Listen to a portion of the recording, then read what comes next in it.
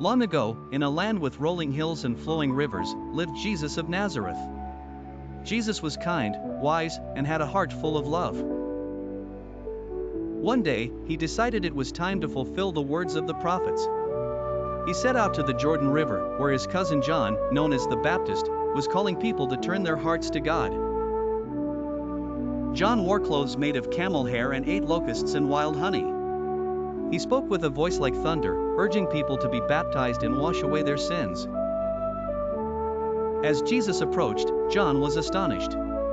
He knew Jesus was special, the one promised to bring light to the world. He said, "I need to be baptized by you, and you come to me?"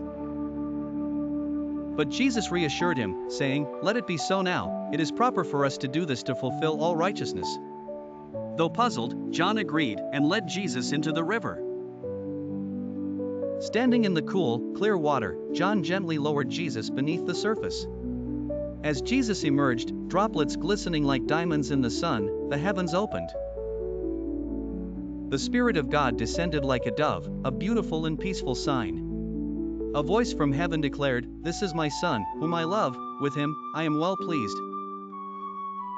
Everyone who witnessed this event felt a mixture of awe and joy.